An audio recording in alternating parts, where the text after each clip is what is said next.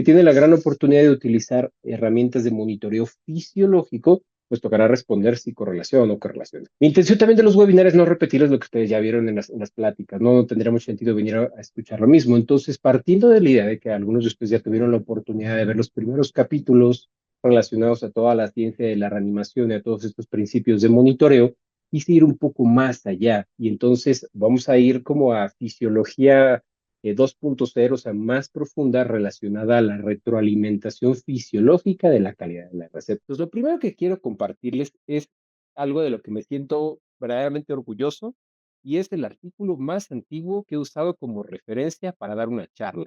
Y es este que les muestro aquí, publicado por estos dos autores, Cryle y Dolly, que son dos personas relevantes en el tema de la reanimación, pero es un artículo, fíjense, publicado en 1903.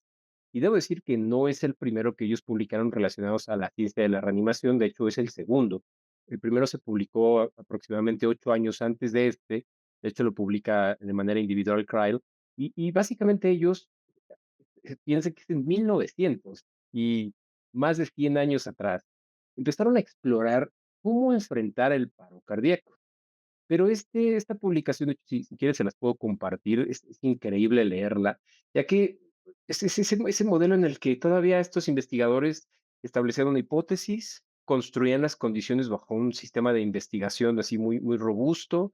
En este caso eran, perritos a los que se les inducía paro cardíaco, pero no solo se les inducía el paro cardíaco, sino se inducía bajo ciertas condiciones controladas. Eran 3 formas: por asfixia, por, intoxicación por éter o por intoxicación por cloroformo. Y entonces inducían paro por esos 3 elementos, pero antes de inducirles el paro, los monitorizaban. Y la monitorización tenía que tener características muy específicas, como la presión arterial, y, bueno, invasiva, que podía ser, en este caso, femoral. También trataban de acercarse lo más que se podía a las coronarias sin poder hacer una raíz de la aorta ascendente, y también hacían medición de la presión dentro de la vía respiratoria, etcétera, ¿no? Entonces, estaban tratando de correlacionar esos parámetros. Ahora ustedes se podrán pensar, hace más de 100 años, ¿por qué estaban tratando de investigar esto, no? ¿Y qué relación tiene hablar con principios de fisiología con un estudio de más de 100 años? Bueno, pues resulta que en esta primera publicación que les conté de 8 años antes, Cryle hablaba sobre qué pasa cuando, bajo monitoreo invasivo en paros inducidos, monitorizamos métricas de presión durante un esfuerzo de reanimación. Cryle encontró que podríamos correlacionar la presión dentro de los vasos, en particular, asumiendo y teniendo esta idea de si el paro cardíaco es un concepto que tiene que ver con el corazón, ¿qué pasaría si podríamos mejorar la calidad de la presión o la cantidad de presión que ejercemos sobre las coronarias?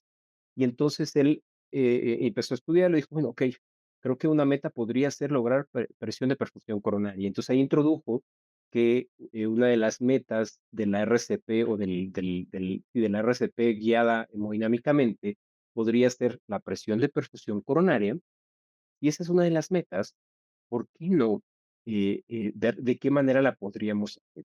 Pues en esta segunda publicación lo que ellos exploran es, bueno, ¿cómo podríamos afectar la presión de perfusión coronaria cuando estamos dando RCP? Y entonces ya colocan todo esto. Y la primera idea que ellos tuvieron la trato de ejemplificar con las imágenes que ven ustedes. ¿Qué pasa primero si ustedes introducen una dosis de adrenalina? Estos fueron los primeros estudios. Ojo, desde 1900 viene la idea de usar adrenalina. Y hoy se les va a quedar bien claro cómo llegó la adrenalina a la reanimación y cómo no se debería ir de la reanimación, pero tal vez deberíamos reconsiderar la forma en la que lo usamos. Entonces dijo, bueno, si yo quiero mejorar la presión de perfusión coronaria, ¿por qué no utilizo un fármaco que me eleve todo, no? Todo el tono simpático. Pero partieron de la idea de administrarlo por una vía periférica. ¿Y qué fue lo que ellos encontraron al pasarlo por vía periférica?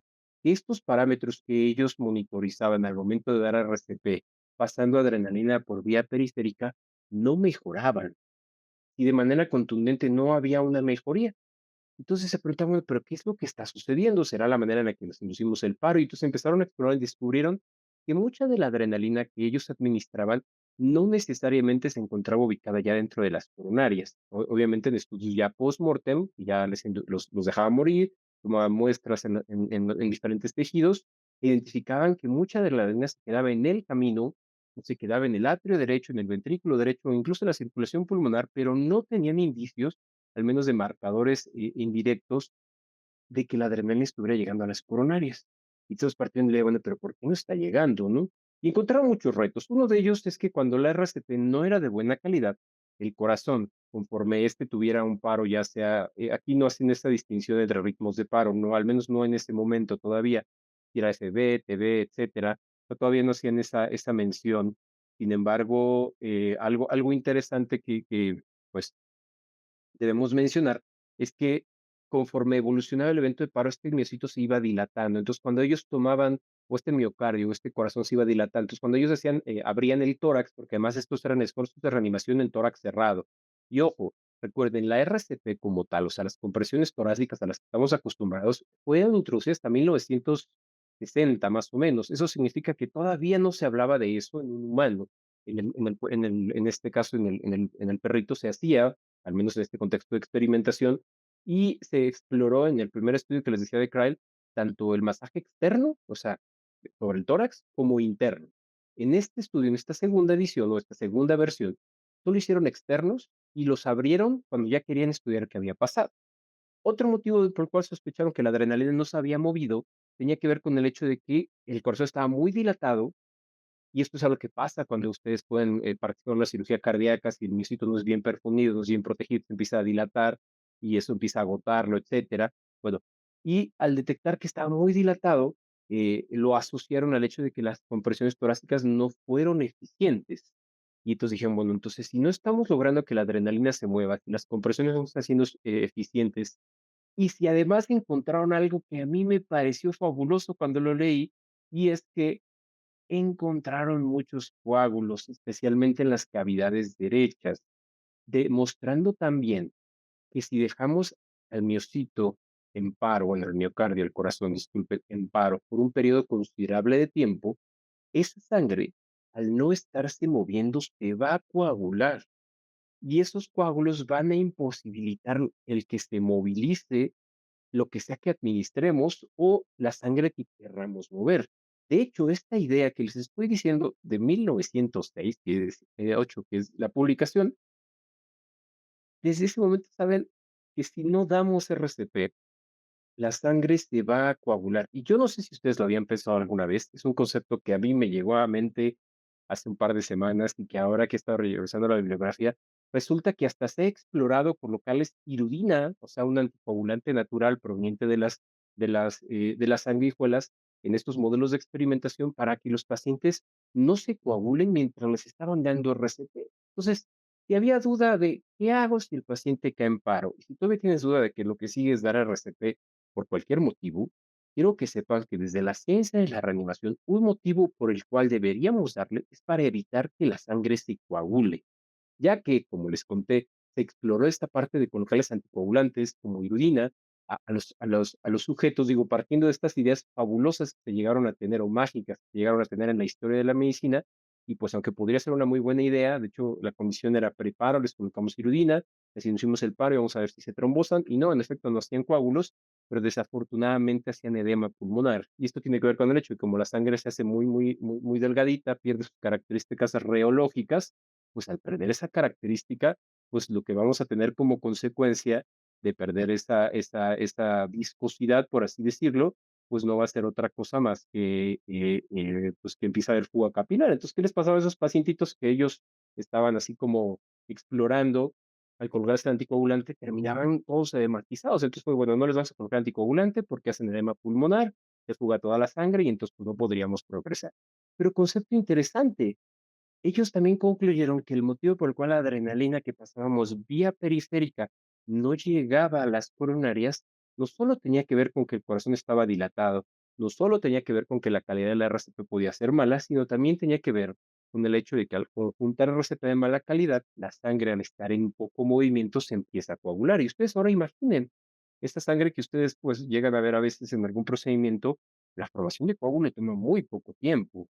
Ahora imagínenlo dentro de una cavidad, dentro de un sistema que tiene la naturaleza o tiene la propensión natural de realizar trombos, ¿no? Entonces, pues es un reto más. Al ellos partir con todas estas ideas de, bueno, ¿qué podríamos hacer diferente si estamos partiendo de la premisa o de la hipótesis de que si yo mejoro la presión de perfusión coronaria, como viene aquí en esta parte, podría lograr un mejor o un mayor retorno a la circulación espontánea, ¿no? Y entonces lo que ellos propusieron fue la famosa, bueno, no fue como tal todavía esta idea, esa vino muchos años después, de la, pero es como su homólogo de la adrenalina intracoronaria, ¿no? ¿Se acuerdan ese concepto de colocar adrenalina intracardíaca? Bueno, la idea de la adrenalina intracardíaca es muy parecida a esta, es colócala directamente en donde se ocupa. El problema de la adrenalina intracardíaca es que no asegura que lo dejas en el miocito, sino que, bueno, o en el miocardio, sino lo deja, puedes dejarlo fuera o dentro, en el pericárdio, mil lugares donde podría terminar. Entonces, bueno, no es tan buena idea lo del, pero el principio es similar.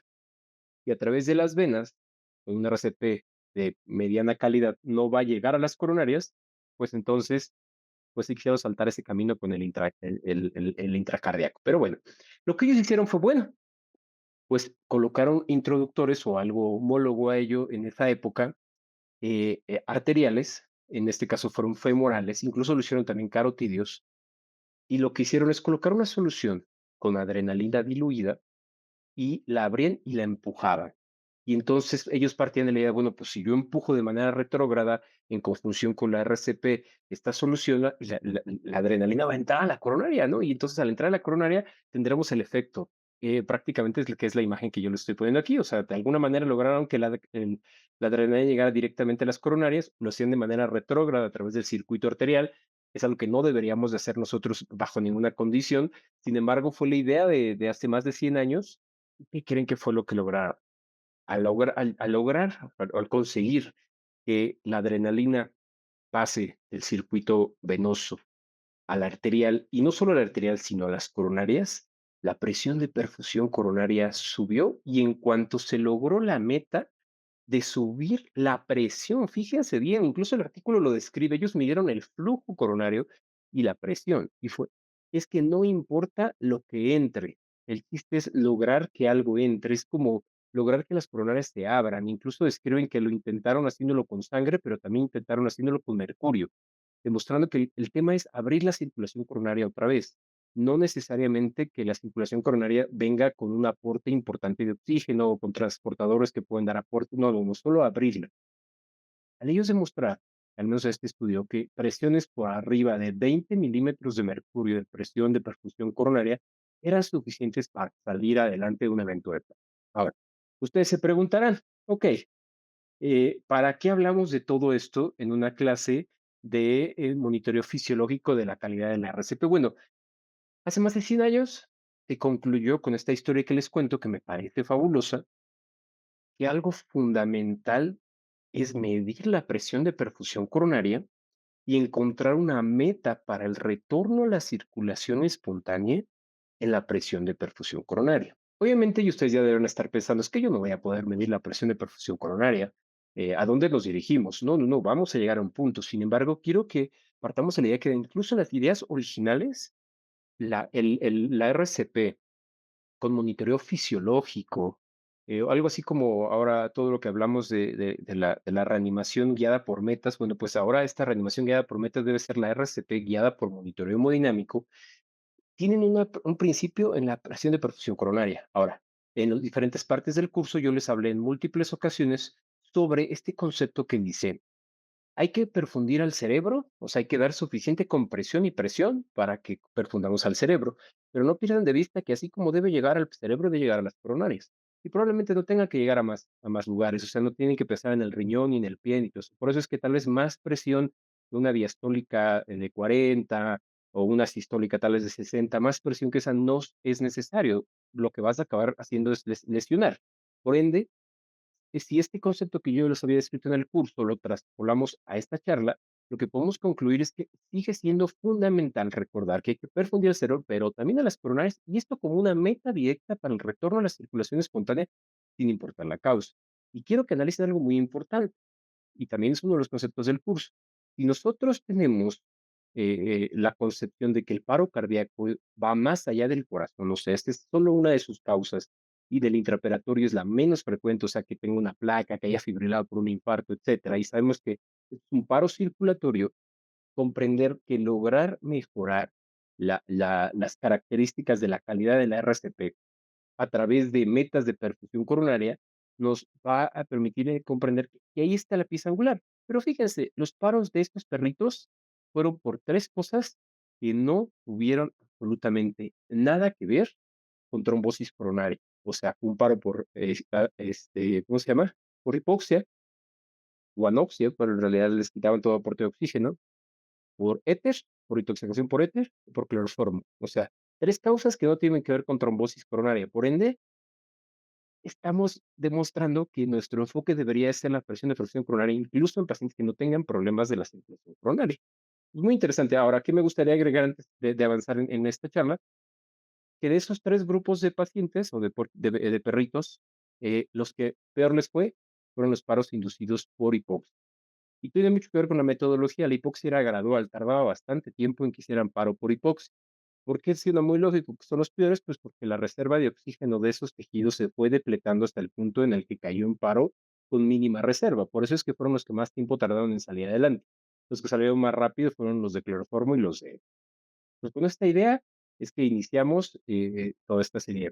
Ahora, no hay demasiadas publicaciones que tengan como tal el término de reanimación guiada por metas desde el punto de vista fisiológico. Las que hay son más o menos como del 2019, 2020. De hecho, coincidió que con las publicaciones de ILCOR y de la AJA del 2020, por ahí empezaron ya a hablar un poquito del tema fisiológico, pero ya más adelante de ello no hay demasiados que se atreven a hablar, al menos no en conjunto, sino solo patrones de parámetros aislados.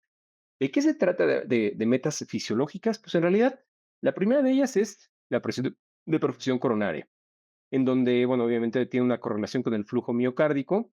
La meta es que sea una cifra mayor a 20. El problema es que no lo podemos medir. Entonces, lo inferimos o lo sacamos de manera indirecta y más adelante hablaremos cómo lo hacemos, ¿no? Otra es la presión arterial diastólica. La presión arterial diastólica es el gold estándar para medir la calidad de la RCP. A pesar de que el CO2 pueda parecer muy prometedor, la presión arterial diastólica es la meta, ese es pues el logro que queremos lograr, ¿no? Nos ayuda a inferir o asumir la presión de perfusión coronaria con algunos detalles muy importantes que ahorita les hablaré. Ya hay cifras bien establecidas para esto. La referencia que nos brinda esta referencia bibliográfica es del 2017. Sin embargo, ahora sabemos que la de adultos, pues como meta debe estar en 40 milímetros de mercurio y la de pediátricos es correcta, 25 para este grupo de edad y mayor de 30 para este otro grupo de edad, que prácticamente el punto de partida son 30 kilogramos. Menos de 30, una diastólica de 25, más de 30, una diastólica de 30 y para adultos, pues más de 40 milímetros de mercurio de cifra diastólica. Más adelante vamos a comprender desde fisiología el por qué tiene que ser una diastólica mucho más alta. Si ustedes cuentan alguna vez con un monitoreo que tenga una línea arterial y una PVC, pueden calcular, o una presión de arterio derecho, pueden calcular la presión de perfusión coronaria. Es súper interesante. Más adelante les voy a enseñar la manera en la que se usa y ver cómo la podríamos integrar. Digo, les dije que esta clase es como fisiología 2.0. O sea, vamos a lo profundo de fisiología para tener un mayor entendimiento, aunque no necesariamente todo pueda llevar a ser aplicado o ser útil en el día a día, ¿vale? Ahora, el CO2 expirado, que es otra herramienta de monitoreo, este es el que le sigue al gold estándar, tiene varios detalles a tomar en cuenta. Obviamente construye información de monitoreo de la calidad del RCP del gasto cardíaco derecho. La presión arterial diastólica lo hace del sistémico. O sea, si ustedes integran las dos herramientas de monitoreo, tendrían gasto derecho y gasto izquierdo. Entonces es algo increíble. Pero tiene una limitante y es que tiene factores confusores como la causa de paro, la frecuencia respiratoria, el uso de vasopresores, porque los vasopresores elevan de manera transitoria el CO2 expirado y de una manera engañosa, lo veremos más adelante, y también fármacos. Quien acostumbra a usar bicarbonato en paro, pues sabrá que nos puede construir CO2 expirado falso y que nos puede incluso mal guiar en nuestros esfuerzos de reanimación. La meta al día de hoy sabemos que debe ser un CO2 expirado arriba de 20 y este es un número interesante, es en cualquier grupo de edad, o sea, desde el recién nacido hasta el que tiene 100 años, CO2 expirado por arriba de 20 es la meta. Lo que cambia son los parámetros ventilatorios para llegar a esa cifra. Aquí también mencionan un poquito la oximetría cerebral, sin embargo, no le hago demasiado hincapié en esta charla sobre la oximetría cerebral, especialmente porque no es algo que está disponible para todos, no es la realidad para la mayoría de nosotros, Y algo muy interesante es que todavía existe su duda sobre no su utilidad, o sea, su utilidad está demostrada. Es muy importante que en medicina sepamos que hay cosas que primero hay que establecer si sirve, y después, sí sirve, pero después de que decimos, ok, sí sirvió, y eso correlaciona con algún parámetro. No, pues resulta que no hemos estudiado si mejora la supervivencia, si mejora el tema neurológico, etcétera, ¿no? Entonces, que es muy diferente saber si algo sirve y si eso impacta en el pronóstico del paciente, ¿no? Si hay algo que sirva, pero no impacta en el pronóstico, pues no tiene sentido realmente invertir en ello. Entonces, la oximetría cerebral se encuentra en ese punto. Y por último, el ultrasonido, en donde no solo dejo el ultrasonido cardíaco, sino el ultrasonido final y el ultrasonido general. Y bueno, pues, al final también les hablaré un poquito más sobre ese tema. Ahora, la presión coronaria es un parámetro que se calcula de manera bien sencilla, pero esta presión de presión coronaria es la que se mide en paro. ¿De acuerdo? Sabemos todos nosotros que la presión coronaria en circulación espontánea, pues sí es la presión arterial diastólica, pero específicamente en la raíz aórtica, menos la presión al final de la diástole del ventrículo izquierdo, el famoso D12BI. Sin embargo, en paro no existe esta asociación o este estudio, sería algo complicado hacer esa medición, y entonces, ¿qué se ha hecho para hacerlo más práctico? Bueno, pues se toma la presión arterial diastólica de donde la hayas obtenido, menos la PVC. Y de hecho, nos ayuda a establecer una cifra en donde a lo que nos deberíamos de acercar es a lo habitual, a lo normal. ¿Cuánto es una presión de presión coronaria habitual? Pues obtener una cifra de 50. Y es un número muy ambicioso, incluso para personas sanas como nosotros que estamos ahorita tomando esta charla. Pero cuando empezamos a hacer algunos cálculos, nos damos cuenta que no está tan sencillo. Fíjense, una presión arterial diastólica de 35, que todavía ni siquiera está en MEP, con una PVC de 14. Estamos partiendo de la idea de la concepción normal de PVC. Ahorita vas a dar cuenta que la concepción de la PVC en paro no debería ser así de normal, pero pensemos en 14, es un paciente lleno. Nos quedaríamos apenas con 21 de presión de perfusión coronaria. Y como lo veremos más adelante y lo pueden ver aquí en esta gráfica, cuando hacemos RCP guiado con metas hemodinámicas, por lo menos una presión de perfusión coronaria de arriba de 20 es lo suficiente para demostrar mayor retorno a la circulación espontánea. Entonces, con 21 lo lograríamos. ¿Qué pasaría, por ejemplo, en el paciente hipovolémico? Una PVC de 5, pero bueno, obviamente al estar hipovolémico también tendremos una menor presión arterial diastólica y apenas nos acercaríamos al 20, ¿no? Partiendo de la idea de que la PVC se comporta así mientras damos RCP.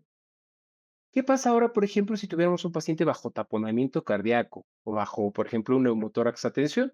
Sería un paciente que podríamos lograr incluso un 40 de diastólica, pero la PVC estaría en 35, si no es que hasta en más, logrando, por ejemplo, una presión de perfusión coronaria de 5. He ahí que los pacientes que están bajo condiciones como hemotórax masivo, neumotórax a tensión y taponamiento cardíaco deben recibir metas y una guía de un esfuerzo de reanimación mucho más estricto y mucho más eficiente que solo tomar en cuenta la presión arterial diastólica o que solo tomar en cuenta el CO2 expirado, porque puede ser que los mismos elementos obstructivos o restrictivos, ya sea el neumotórax, la tensión o el taponamiento cardíaco de la patología, no van a permitir que el flujo avance y por ende nuestro esfuerzo de reanimación pues va a ser muy pobre.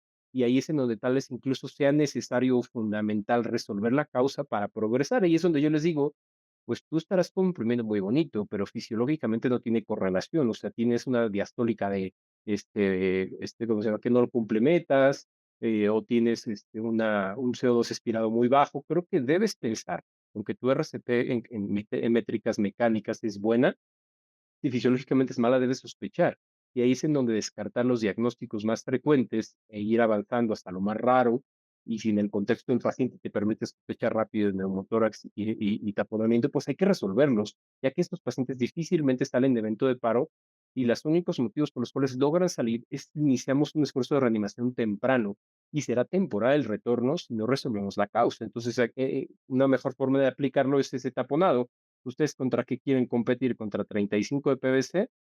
Pues yo creo que sería mejor evacuar ese taponamiento y competir con una PVC menor, precisamente para lograr una mejor presión de perfusión coronaria.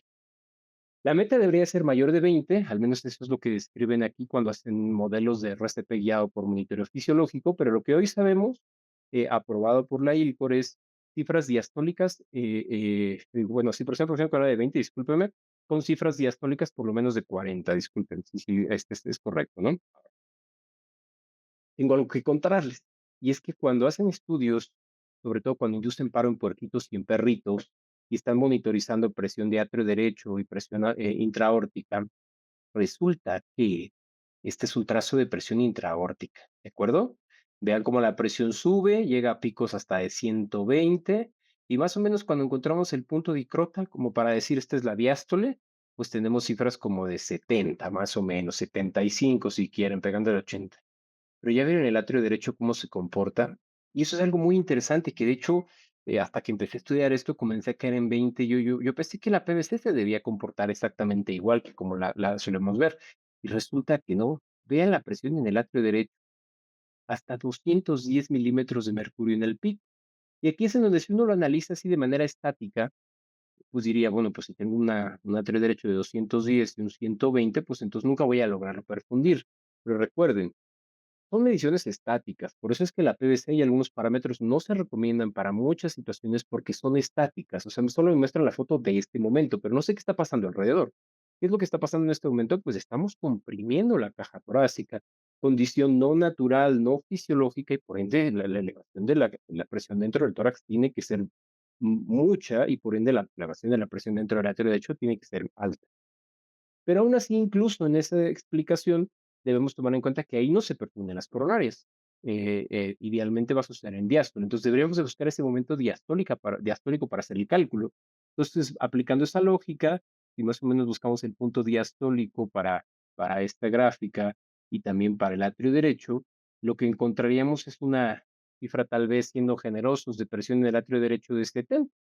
Y si ustedes lo restan, estarían teniendo una presión de perfusión coronaria de 4 milímetros de mercurio. Dirán, y entonces, ¿así cómo es que logramos? Bueno, el tema y lo importante que nos debemos llevar aquí es que esto es una situación dinámica. O sea, podemos encontrar puntos picos muy altos, incluso les explicaba en que el atrio derecho es muy alto, incluso más que la presión dentro de la aorta, pero a pesar de ello, a pesar de esto que les estoy describiendo, algo que me parece interesante es que cuando esto va descendiendo, este descenso, aunque parece muy parecido, llega a puntos en los que la presión, si ustedes se fijan, incluso si hiciéramos un análisis de área debajo de la curva, el área debajo de la curva en esta zona es mucho mayor que si la comparamos en el área debajo de la curva de esta zona, significando que sí logra perfusión. O sea, no podríamos ir solo a los números. O sea, yo no les podría decir cuánto tienes de diastólica, cuánto tuviste de PVC en ese momento, le restamos y podemos concluir si la presión de presión coronaria porque no es estático. Acuérdense que todo ese tema fisiológico es muy dinámico. Entonces, al tener este dinamismo, es que deberíamos tomar en cuenta más bien los promedios o incluso las áreas de trabajo para poder establecer una mejor respuesta relacionada a esta interrogante, que es respuestas como estas, que de hecho en el curso también se las menciono, el promedio de la presión de perfusión coronaria que viene como consecuencia de la integración de estos promedios es que nosotros, pues, podamos establecer si realmente existe probabilidad de salir adelante, ¿no? Que es lo que les describía, conforme ustedes empiezan a comprimir, eleva esa presión de perfusión coronaria, pero que es una cifra promedio, no, o sea, tal vez si en algún momento de estas nosotros hiciéramos la medición, encontraríamos cifras que, oye, es que con 4 milímetros en verdad podríamos correlacionar, pero no, esta dinámica de promedio a través del tiempo y también el análisis de áreas nos podría ayudar a concluir por qué sí logra perfusión coronaria buenos esfuerzos de reanimación. Ya lo habíamos platicado, las pausas hace que se pierda todo este movimiento en onda que tiene la sangre y entonces otra vez el esfuerzo de volverlo a levantar.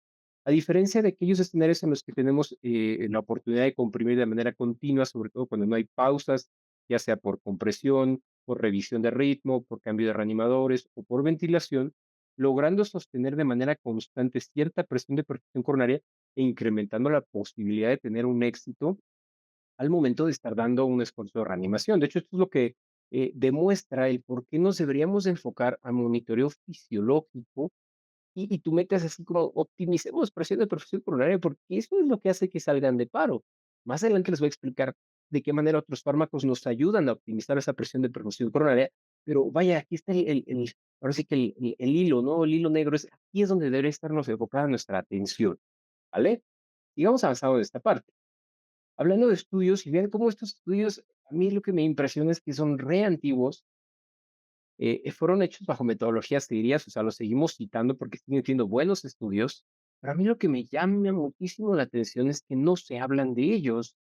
Me preocupa que estemos pasando ciertamente por alto alguna información, pero bueno, reconociendo que, el antecedente de esta historia, lo que quiero compartirles es que cuando hacían estos estudios también de modelos de animal, y donde se puso en punto de comparación la presión de perfusión coronaria, cuando lográbamos pasar esta meta de 15, vean cómo el éxito de la resucitación brincaba incluso por allá de la marca de las 24 horas.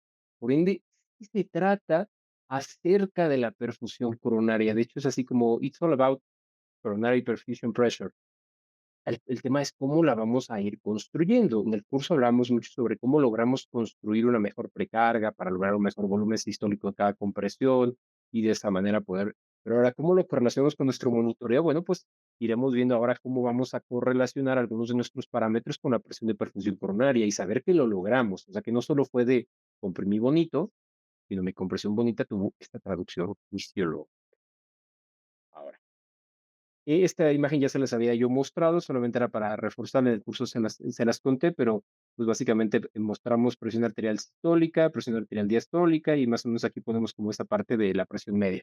Algo que les voy a compartir hoy, sobre todo, pues, por el tema de que están aquí muy interesados en aprender sobre reanimación, es que las cifras cuando estudiamos paro no, sí, presión arterial intraparo, es que las diastólicas no se van a parecer nada a las diastólicas que ustedes están acostumbrados. De hecho, para yo poder construir diastólicas elevadas me toma algo de tiempo y necesito el apoyo de varios elementos para que al momento de yo monitorizarlas aquí en métodos así como de investigación sean elevadas, cuesta trabajo. Entonces, las diastólicas por aquí que ustedes van a ver van a estar bajitas. Sin embargo, conforme ustedes logran incrementar esta presión de perfusión coronaria, a través de la elevación gradual global de la presión arterial, pues sabemos que al lograr por lo menos un 50 de presión de presión coronaria, estamos logrando aumentar la tasa de éxito. Pero algo que yo quiero compartirles, es muy importante, tiene mucho que ver con el hecho de que cuando nosotros comprimimos este miocardio, pues puede ser que elevemos mucho la tensión arterial sistólica. Sin embargo, a pesar de elevar mucho la tensión arterial sistólica, la diastólica pudo no haber cambiado. Por ende, la presión de perfusión coronaria pudo no haberse optimizado.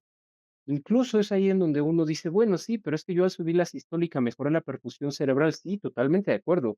Aunque dudo mucho que en este momento el cerebro necesite de tanta presión. O sea, una sistólica de 120, 130. Lo que necesitamos ahora, ya logramos perfundir el cerebro, es optimizar la presión arterial diastólica. ¿Para qué? Para que en esa fase de reexpansión logremos que las coronarias se reperfundan. Por ende, es otra vez esa idea, es que no necesito que me logres un 120-80 o un 120-30 o un 120-40. Necesito que tal vez esté la cifra sistólica no tan elevada, pero me trabajes más en la diastólica y pienses incluso cómo podrías lograr mejorar la diastólica sin la necesidad de colocar tanta presión.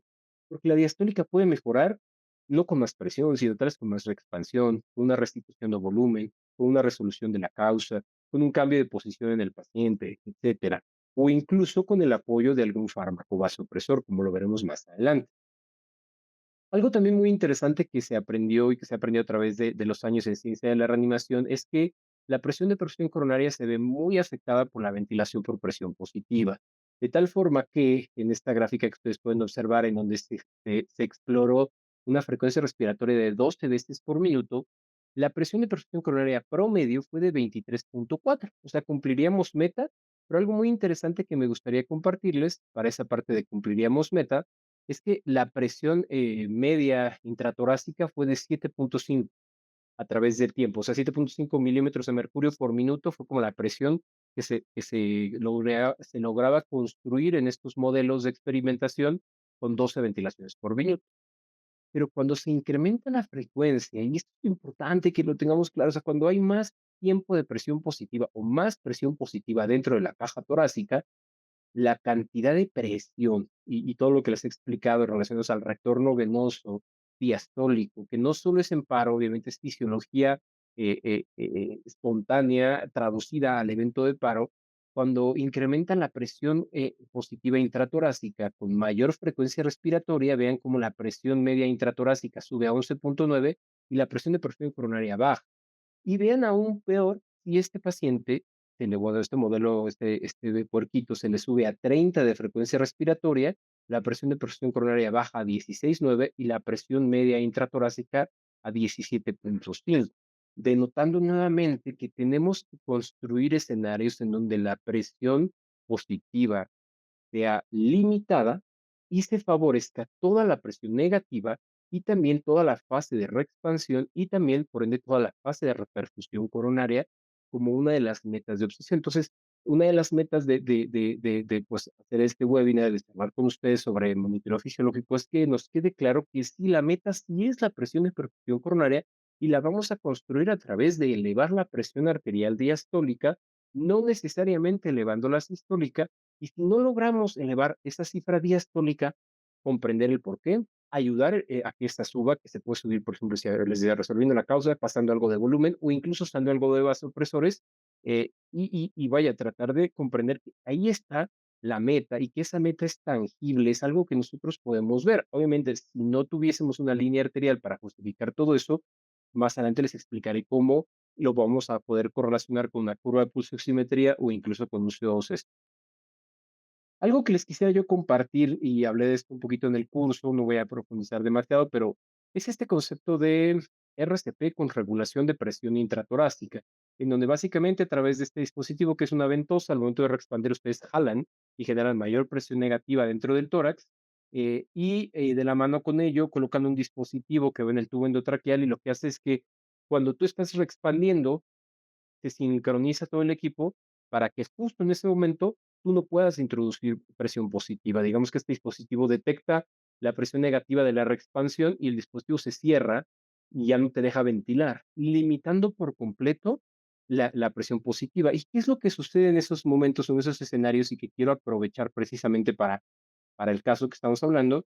Vean, esta es la curva de presión dentro del circuito y algo que quiero, no sé, disculpa, esta es la curva de presión dentro del circuito, o sea, la presión arterial, vean cómo de tener una compresión sin regulación de presión torácica, la regulación solamente con el dispositivo de expansión activa y el que regula la presión intratorácica, algo a lo que quiero que se fijen es en esto de aquí, la presión dentro del atrio derecho y alcanza un pico alto, incluso este puede ser que supere al de la línea arterial, pero tiene una caída mucho más abrupta, mucho más rápida. Eso significa que el periodo diastólico se ve optimizado y también tiene una cifra más baja. Y cuando lo hacemos con el dispositivo que limita la presión positiva, sube de manera más abrupta, más alta, o sea, esa presión es más fuerte, por así decirlo, intratorácica, pero su descenso suele ser más rápido, incluso su descenso tiene una mejor sincronía con la curva y la base también suele ser más baja. ¿Eso qué significa? Que estamos optimizando otra vez la presión dentro del corazón, o sea, algo que vamos a obtener de beneficio de favorecer la reexpansión, no solo es generar presión negativa para que más sangre llegue a la caja torácica y por ende las cavidades derechas, también un poco las izquierdas, que estas coronarias es como si las abriéramos, es como si ese fenómeno de destrucción también llegara a las coronarias mismas, demostrando desde principios de monitoreo fisiológico el por qué la reexpansión debería ser algo a lo que le debemos de prestar un poco más de atención. Ahora, por ende, si una presión de perfusión coronaria es menor a 20, la tasa o la probabilidad de RC es menor. Y en el caso de presión de perfusión coronaria, cuando esta es mayor a 20, mayor será la RCE, pero como no la podemos medir, pues tomaríamos en cuenta la presión arterial diastólica. Y en esta época en la que estos conceptos se generaron, pues algo de lo que se hablaba es que probablemente la presión arterial diastólica podría ser un subrogado de la presión de perfusión coronaria. Hoy sabemos que no es así de sencillo y que en realidad no nos deberíamos de quedar con decir la presión arterial diastólica es un subrogado de la presión de perfusión coronaria y por ende si tiene 20 ya lo hicimos, lo deberíamos de tomar esta pequeña como punto de trabajo o área de trabajo que nos permita precisamente decir, bueno, pues tal vez no 20, no, o sea, no son sinónimos, pero si trabajamos con 20 de diastólica, me estoy dando este espacio para saber que al menos me estoy acercando a ese 20 de presión de perfusión coronaria, incrementando la posibilidad de retorno a la circulación espontánea. Y esto que les voy a decir es como resultado de mucha revisión bibliográfica y pensé si lo iba a decir porque es un poco complicado como sustentarlo, pero vaya, he revisado bastante para podérselos decir.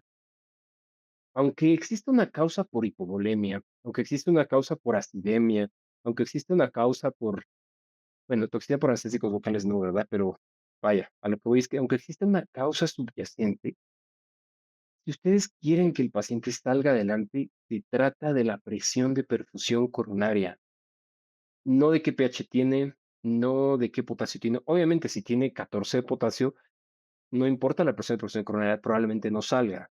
Pero para que salga ese paciente que le bajan la presión de perfusión, digo, el potasio, para que ese logre salir, tienen que subirle la presión de perfusión coronaria. O sea, tenemos que lograr obsesionarnos con el monitoreo fisiológico, comprender que solo comprimirlo fuerte no es suficiente, sino tenemos que ver correlacionar eso con las herramientas de monitoreo. Ahora, si no tengo una línea arterial, pues ¿qué otra alternativa tiene? Bueno, hay este que es un concepto muy interesante y que esto es incluso algo que hace poco acabo de volver a tomar el paro, es una nueva edición que sacaron, que es el de paro cardíaco perioperatorio de la ASA, y donde hace mención a esta idea, ¿no? Que es un concepto fundamental en paro cardíaco traumático, donde dice, y si no tengo una línea arterial para guiar mi esfuerzo de reanimación dentro o fuera de un evento de paro, ¿puedo usar el pulso? Y la respuesta es razonable dar compresiones y guiar esas compresiones, si no tengo otra herramienta de monitoreo, con la percepción del pulso, en especial el radial, no carotidio, no es confiable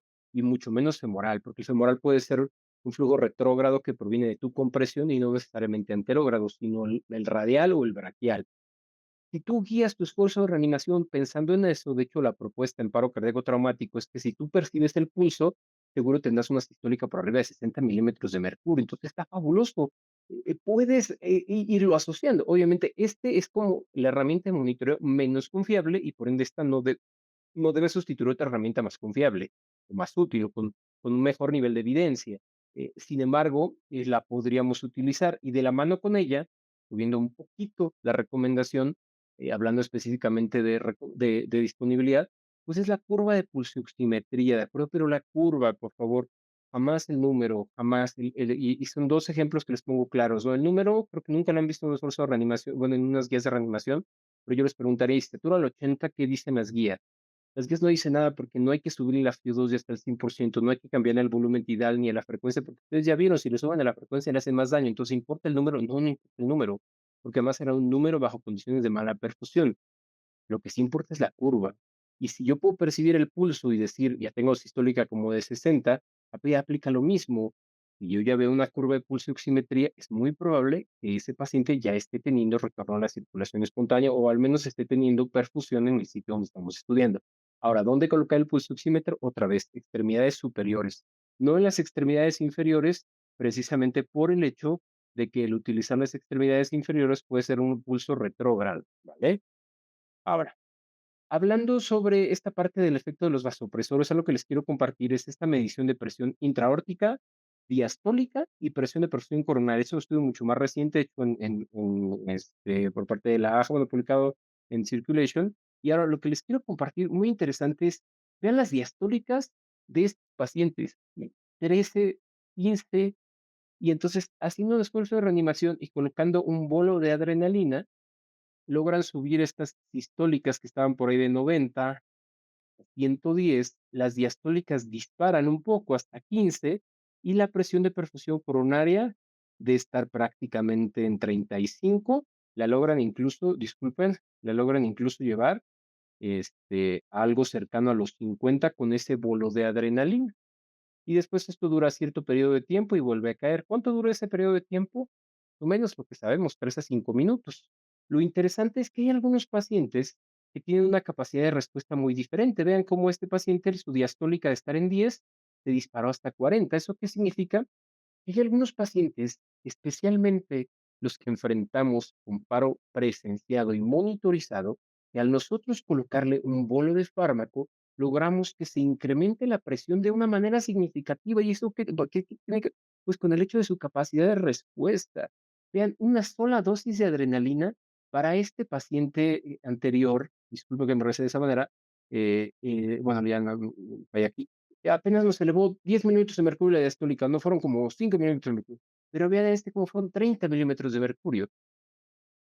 Y este es el paciente de paro presenciado y monitorizado. Eso significa que son pacientes en los que, bajo las condiciones ideales de perfusión coronarias durante un esfuerzo de reanimación, el pasar adrenalina hará que nuestra diastólica, que no habíamos podido elevar, se eleve. De hecho, vean cómo el 110 de sistólica, pues es casi muy cercano a lo que lograron con la otra dosis de adrenalina, solo que la diastólica no mejoró.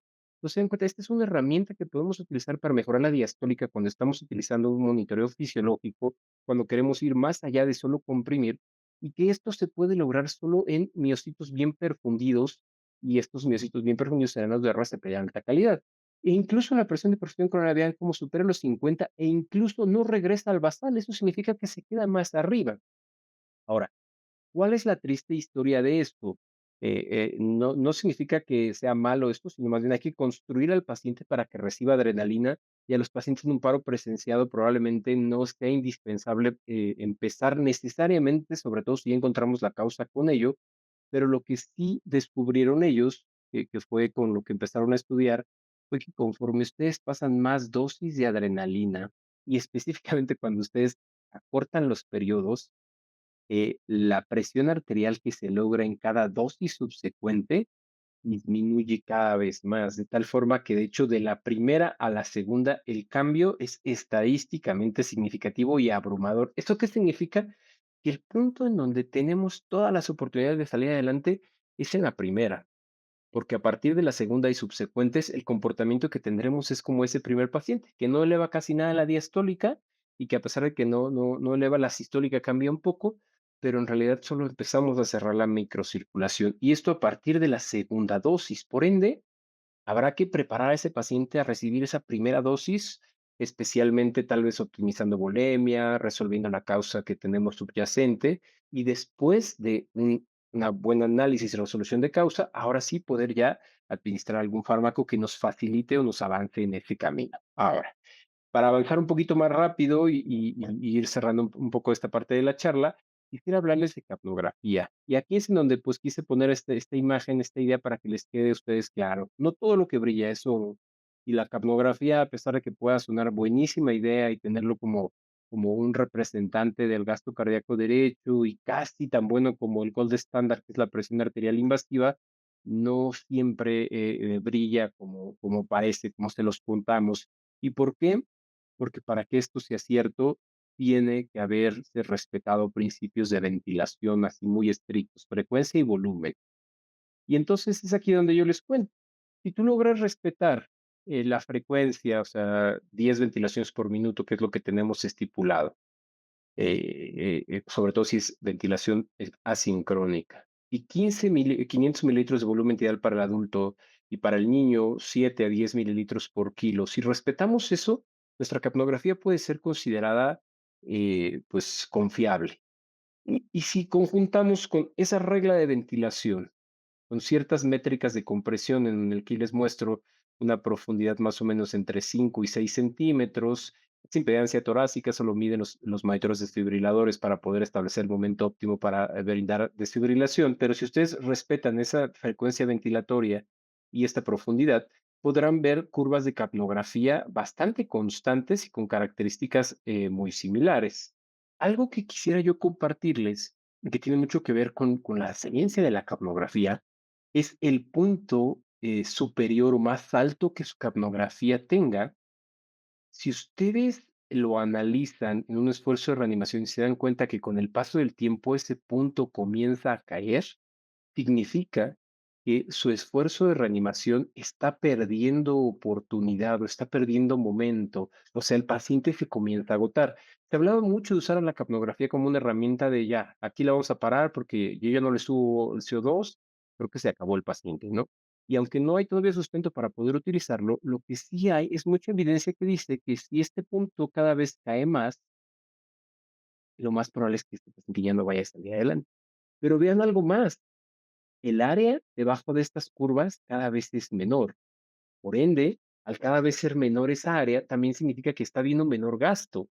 O sea, ya no estamos tomando el CO2 como el máximo de CO2 fue de 35, sí, pero ¿cuál fue el área de toda esa curva? No, pues es que esa área cada vez fue menor, perfecto. Entonces eso significa que no estamos logrando, y esto es precisamente lo que les decía, es ir como más allá a esa parte de fisiología. Ahora, para ejemplificar esto, les voy a poner dos pacientes diferentes, en los cuales ambos tenían actividad eléctrica sin pulso, o sea, este es el ritmo del paciente que salió de paro, y este es el ritmo del paciente que no salió de paro.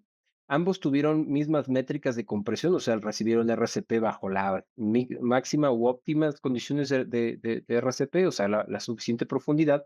Y algo que ellos identificaron es lo que les contaba.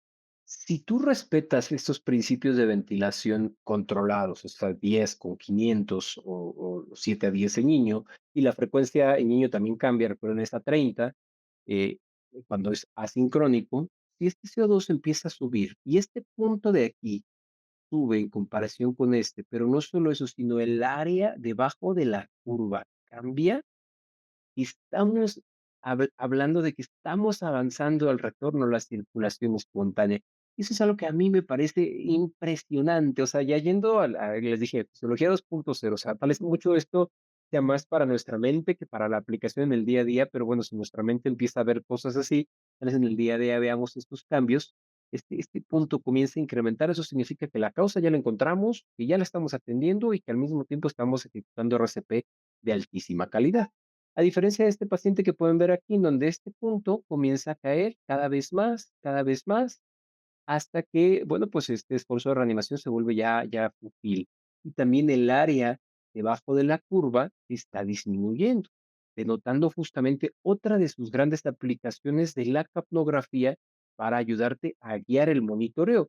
Incluso para aquellos que han tenido la oportunidad de dar RCP con monitoreo como este, como capnografía, bueno, yo desafortunadamente he tenido la oportunidad de hacerlo en algunas ocasiones, te das cuenta que si tú ajustas tus esfuerzos de compresión, no solo con una línea, sino con el CO2, te das cuenta que si cambias la reexpansión, la curva se hace de diferente longitud. O sea, el punto B del punto C, la longitud se hace mayor y tú permites que reexpanda.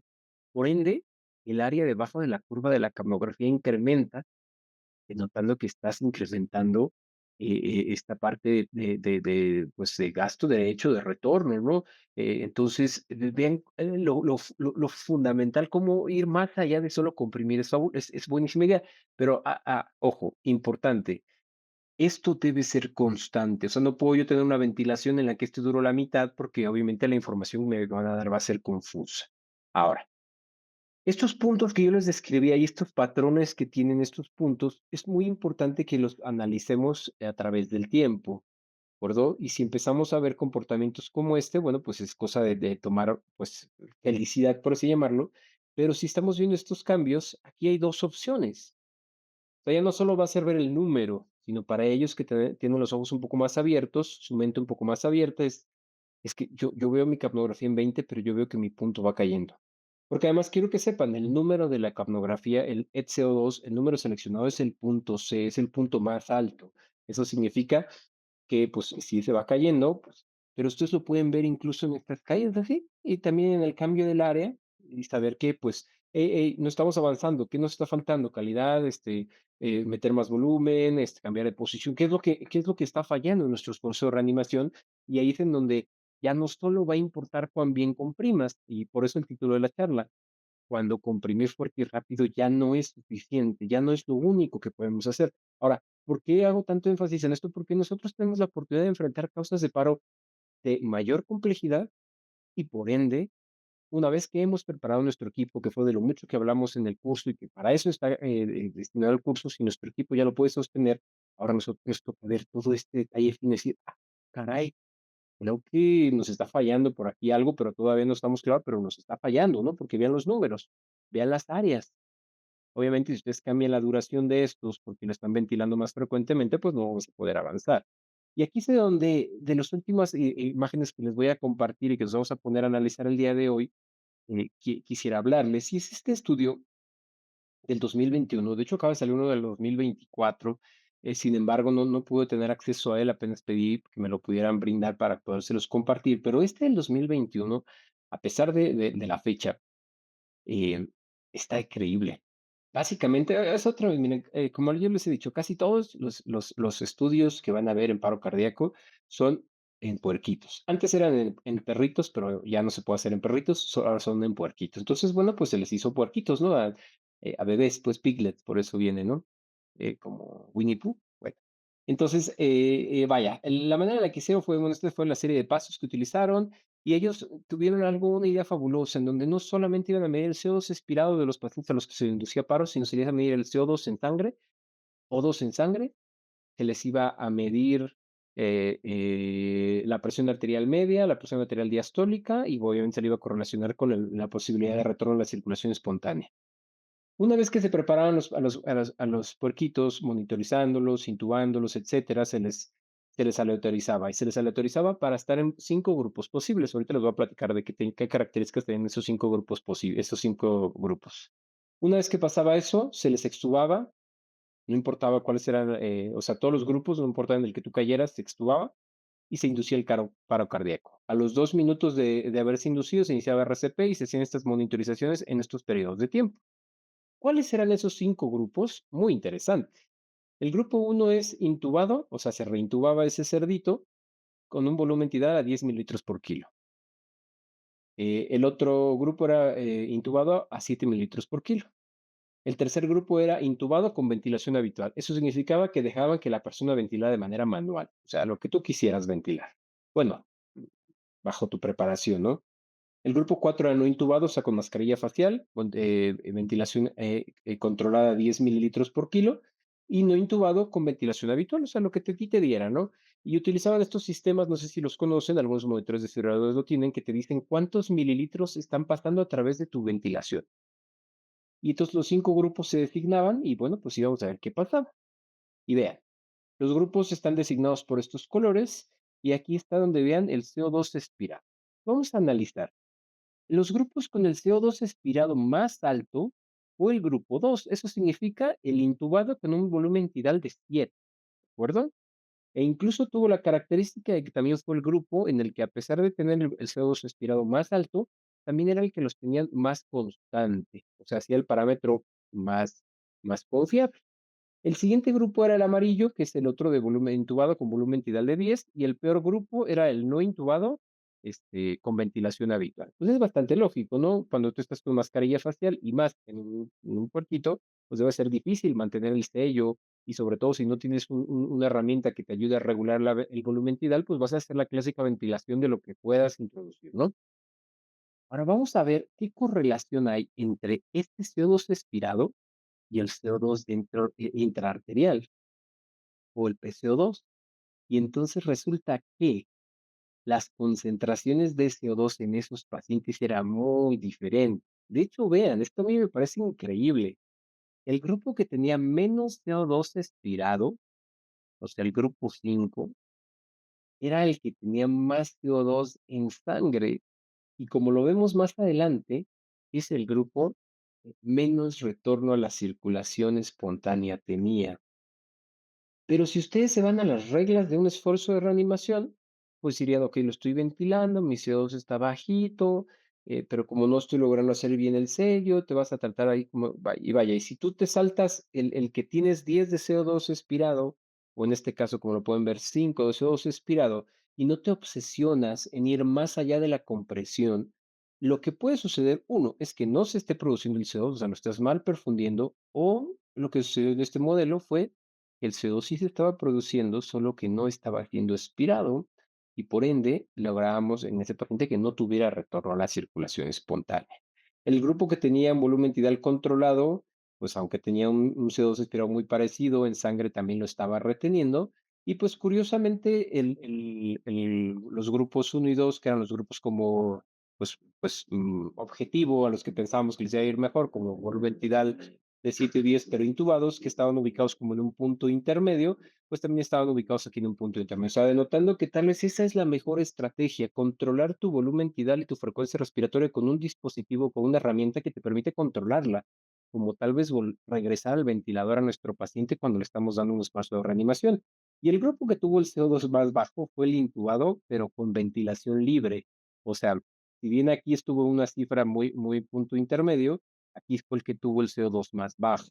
Y ahí no estamos seguros cuál es el resultado, pero algo que se está explorando es que es la hiperventilación, así como sucede de manera espontánea, causa vasoconstricción cerebral por la reducción del CO2 y entonces tal vez eso también pueda contribuir algo al daño neurológico. Entonces se dan cuenta cómo existe una disparidad muy grande entre el CO2 respirado y el PCO2 y que incluso algunas cifras como este CO2 de 10 tan bajo, si no le prestamos atención, podría estar ocasionando una acidemia tan severa que puede hacer lo que perpetúe el evento de paro y que más bien debemos estar en un punto intermedio en el que la correlación entre el CO2 respirado esté muy cercano con el CO2 en sangre y esto lo podríamos lograr en pacientes bajo intubación con volúmenes de ventilación muy bien controlados, ¿vale? Por acá hacían mucha, bueno, es esta correlación entre el volumen tidal por mililitros, y obviamente aquí yo lo que quisiera correlacionar es que, bueno, aquellos que tuvieron volúmenes tidales más elevados, pues por ende tuvieron CO2 más bajo. Entonces, también hiperventilar al paciente tiene sus problemas. Y como lo veremos más adelante en otra de las gráficas, este paciente también que hiperventilaron es el que tenía las presiones arteriales diastólicas más bajas de todos los grupos y obviamente fueron los que menor retorno a la circulación espontánea tuvieron. O sea, en conclusión, ¿cuál es uno de los mensajes que quiero transmitirles? Que la capnografía puede ser una herramienta muy útil, pero la única manera bajo la cual es útil es que logremos controlar la ventilación. Si es con mascarilla facial, que sea controlado, o sea, que realmente ustedes aseguren que esa capnografía es confiable con un volumen tidal controlado. Si pueden intubarlo o ya está intubado, entonces coloquemos 500 de volumen tidal para el adulto, no importa el género, y o peso, talla, lo que sea, y una frecuencia respiratoria de 10. Para el pediátrico, yo diría 7 por kilo, con 30 de frecuencia respiratoria y listo. Y nada más regresemos de a rato, saber que no se ha extubado, para que entonces ahora sí la capnografía sea confiable y ahora sí también podamos regular la cantidad de presión positiva dentro del tórax. Y ahí entonces respetemos el hecho de que comprimir fuerte y rápido no va a ser lo único lo que le vamos a prestar atención a un esfuerzo de reanimación. Este es el otro estudio que les decía del 2023, que no se los pude conseguir para que podamos hablar de él, y es el 24, no, pero es 23, pero lo que hacen es que correlacionan el volumen tidal con los kilogramos de peso, demostrando que las variabilidades tan amplias respecto a volumen tidal y peso hace que no sea confiable medir CO2 expirado. O sea, si quisieras usar el CO2, tendrías que medir el CO2 en sangre, porque como hay tanta variabilidad entre los volúmenes administrados, pues no sería confiable utilizarlo, ¿no? Muy, muy interesante. La próxima ocasión que tengamos alguna sesión, espero ya poder tenerlo y podérselos compartir. En conclusión, el CO2 aspirado, si respetan las reglas que les dije, por eso les dije, no todo lo que brilla es oro, o sea, el CO2 es una promesa muy bonita, pero hay que cumplir estas reglas, reglas que no todos conocen. Yo me declaro culpable, cuando empezaba la capnografía en paro, yo no había conceptualizado que esto tenía que tener reglas, si no, la capnografía en paro no funciona. Pero si ustedes cumplen esas reglas, incluso con el estudio anterior que les acabo de mostrar, como para que les quede clarísimo el por qué hay que cumplir esas reglas y por qué el ventilador la ventilación no debe ser humana y no debe ser controlado por un ventilador. CO2 expirado arriba de 20 en cualquier grupo de edad. Eso, créanme, yo he tratado de buscar números diferentes, pero así, mira, neonato o tenga 100 años, CO2 de 20 es suficiente. Diastólicas de 40 es suficiente. Percepción del pulso con tu mano, si es lo que tienes, es buena idea. Presencia de curva de pulsoximetría es buena idea. Y bueno, obviamente de ahí hay otros parámetros, como decía, la oximetría cercana al infrarrojo, que bueno, tiene sus observaciones, pero no creo que sea buen momento de comenzar a difundirlo para llevarlo a la práctica. Y también por ahí se mencionaba usar algunos otros parámetros como estudios de laboratorio y todo eso, pero bueno, tiene el retraso de tiempo, o sea, que no siempre va a estar a la mano, pero hay uno más que muy probablemente muchos de ustedes ya estén pensando y es precisamente el uso de ecografía en paro cardíaco. Y como yo ya sabía que esta charla ya iba demasiado larga, dije, no voy a tener tiempo para hablarles de esto. Y entonces para la próxima sesión vamos a hablar sobre ecografía en paro cardíaco. ¿Para qué utilizarla? ¿Cuándo sí, cuándo no? Pero particularmente les voy a platicar de para el monitoreo fisiológico de la RCP, en donde la ecografía podría ser útil. Yo soy de esas personas no muy entusiasta de usar el eco en paro, Sin embargo, considero que tiene momentos y lugares en los que se puede utilizar y tal vez como una herramienta de monitoreo fisiológico podría tener cabida. Entonces, con esto es que más o menos cerramos la charla, bueno, no cerramos, pero concluimos esta charla relacionado a monitoreo fisiológico. Espero les haya gustado lo que les he preparado. Obviamente podríamos seguir profundizando en el tema y en los diferentes estudios. La siguiente sesión vamos a hablar de esto, de ecografía en paro cardíaco en todo sentido y muy particular monitoreo fisiológico